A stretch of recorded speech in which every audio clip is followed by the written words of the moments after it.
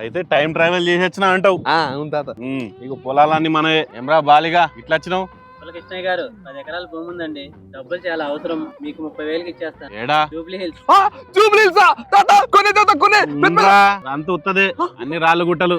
మరి 3,000కి ఇస్తావా? రాదండి, మురళీమోహన్ గారు 25,000 ఇస్తానన్నారు, ఆయనకి ఇచ్చేస్తాను. అయితే ఆ మనిషికి అమ్ముకో. అది కాదు తాత. తాత తాత మురళీమోహన్ తాత పెట్టావు కదా పెద్ద కోట. అరే ఇప్పుడు ఇంకో ఆటైరా, నా ఊరవతల 50 ఎకరాలు పెడతా. ఊరవతల 100 ఎకరాలు పెట్టి. సయ్యా ఊరవతల 100 ఎకరాలు ఏంటి తాత? అది ఎక్కడది? శంషాబాద్ లో 100 ఎకరాలు ఉందా నీకు? అది పేకట్ల పెట్టదు తాత. అంత ఉత్తదిరా, అన్ని రాళ్ళు గుట్టలు ఏముండయి. వత్తది పెడుతున్నావు కదా పెద్ద పెద్దది నాకు. అరే మనవాడా 100 ఎకరాల కాగితాలు పడకరా. ఇష్టయ్య పరువురా, ఫ్యూచర్ అంతా అరువురా.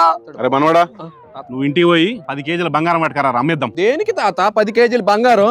ఆ కులపోడు టీవీ తీసుకొచ్చి పెద్ద సౌండ్ పెట్టి గల్లని తినిపిస్తున్నాడు రా. మనం తక్కువ తినామా? మనం కూడా కొన్నాం. భూమి కొనరా అంటే కొను, బొక్కలో టీవీ కోసం 10 కేజీలు బంగారమా? ఫ్యూచర్ సంకర అయిపోతాం తెలుసా? మేము నీకేం తెలుసు అసలు? మాటలో నేను ఉల్టా మాట్లాడదాం రా.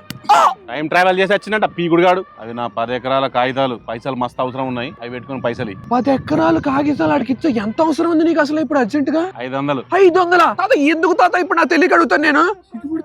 పక్కూరులో పంకజం ఉంది కదరా, దానికి ఇద్దాం. చిలక కొట్టుడు కొడితే